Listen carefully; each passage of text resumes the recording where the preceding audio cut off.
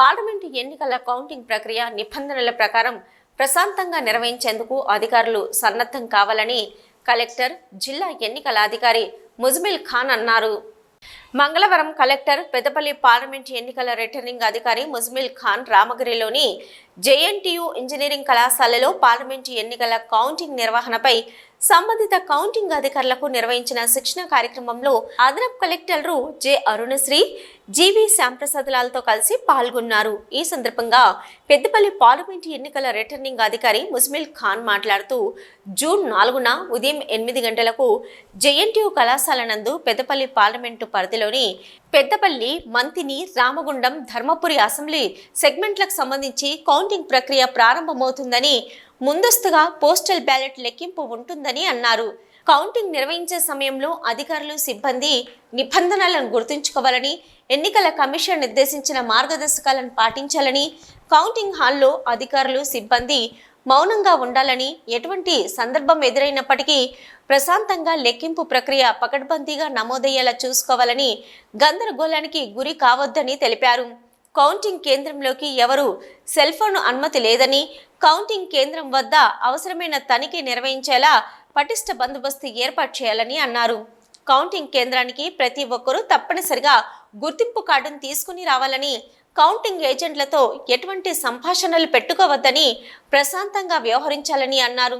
Strong room నుంచి counting హాల్కు ముందస్తుగా control యూనిట్లను హమాలీలు తీసుకుని వస్తారని, ప్రతి 2 టేబుళ్లకు ఒక హమాలీ ఉంటారని, వారికి డ్రెస్ కోడ్ ఉంటుందని, ప్రతి టేబుల్ వద్ద వారికి కేటాయించిన కంట్రోల్ యూనిట్లు మాత్రమే చెక్ చేసి కౌంటింగ్ చేయాలని అన్నారు.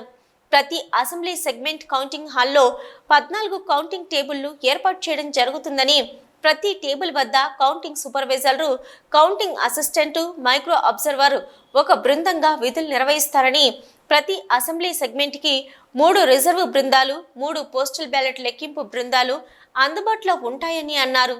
కంట్రోల్ యూనిట్ లెక్కింపు ప్రారంభానికి ముందు కంట్రోల్ కౌంటింగ్ ఏజెంట్లకు చూపించాలని, కంట్రోల్ యూనిట్లో నమోదైన మొత్తం ఓట్లు ఫారం 17C నందు నమోదైన ఓట్లు సరిచూసుకోవాలని, తేడా వస్తే వెంటనే సదరు కంట్రోల్ యూనిట్ను సహాయ రిటర్నింగ్ అధికారికి అప్పగించాలని కలెక్టర్ పేర్కొన్నారు.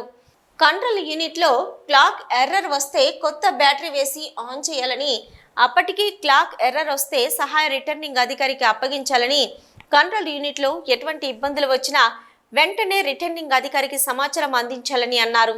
కంట్రోల్ యూనిట్లో నమోదైన మొత్తం ఓట్ల ఫారం 17C నందు నమోదైన ఓట్లు టాలీ చేసుకుని రిజల్ట్ బటన్ ప్రెస్ చేయాలని, కౌంటింగ్ ఏజెంట్లకు ఫలితాలు చూపించి వాటిని నిర్దేశించిన నమూనాలో నమోదు చేయాలని, 14 టేబుల్ వద్ద కౌంటింగ్ పూర్తయిన తర్వాత ఆ రౌండ్ వివరాలు సహాయ రిటర్నింగ్ అధికారి వెల్లడించి తర్వాత మాత్రమే తదుపరి రౌండ్ కౌంటింగ్ ప్రారంభించాలని కలెక్టర్ తెలిపారు.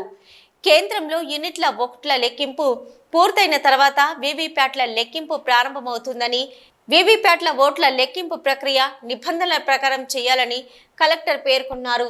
అనంతరం సర్వీస్ ఓటర్ల లెక్కింపు కోసం ఏర్పాటు చేసిన 10 మంది ఆపరేటర్లతో పెద్దపల్లి పార్లమెంటు రిటర్నింగ్ అధికారి ప్రత్యేకంగా సమావేశం నిర్వహించి ఈటీపీబీఎస్ విధానం ద్వారా సర్వీస్ ఓట్ల లెక్కింపు ప్రక్రియ పక్కాగా నిర్వహించాలని ఆదేశించారు.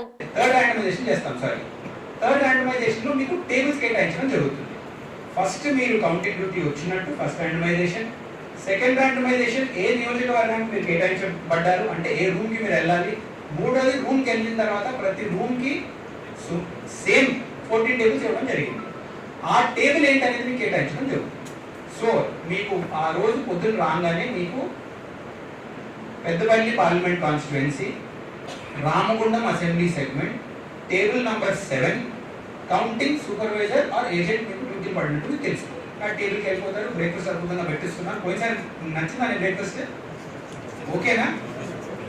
ఈ కార్యక్రమంలో పెద్దపల్లి సహాయ రిటర్నింగ్ అధికారి బి గంగయ్య, మంతిని రిటర్నింగ్ అధికారి హనుమానాయక్, కౌంటింగ్ అధికారులు, రెవెన్యూ అధికారులు తదితరులు పాల్గొన్నారు.